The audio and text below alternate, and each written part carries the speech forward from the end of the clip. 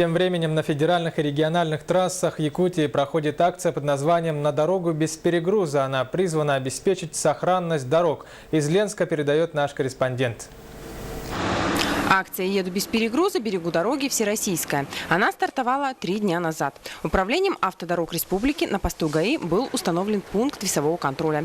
Пункт оборудован электронными весами, которые фиксируют отклонения от нормы. Основная задача акции – сохранить дороги в надлежащем состоянии. Контроль весовых параметров автомобилей проходит в автоматизированном режиме. Процедура состоит из взвешивания и обработки данных. После того, как тяжеловоз заехал на весы, компьютерная программа рассчитывает нагрузку на одну ось и дает заключение. Если есть превышение нормативов, программа определяет ущерб, нанесенный автомобильной дороге.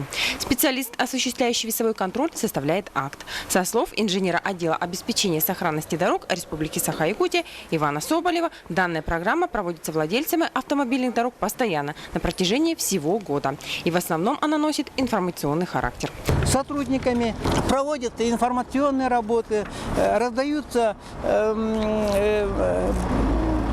брошюрки, чтобы с информацией. Также раздаем наклейки, вот такие красивенькие, «Еду без перегруза, берегу дороги», которые вот пользователи автодорог наклеивают на кабину.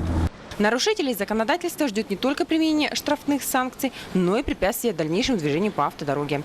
Большие грузы со сверхнормативной нагрузкой размещаются на временную стоянку до момента устранения выявленных нарушений. Большинство сейчас относится с пониманием, тоже не стараются перегружать автотранспорт. Ну, вот, в пределах нормы они проходят. Административная ответственность за нарушение весьма существенна. Штраф в отдельных случаях достигает от 400 до 500 тысяч рублей. Также водители транспортных средств могут лишиться прав сроком на полгода. Акция «На дорогу без перегруза» продлится до 4 октября. На протяжении недели работа поста весового контроля на посту ГАИ проводится в круглосуточном режиме. Светлана Балеева, Алексей Семенов, НВК Саха, Ленск.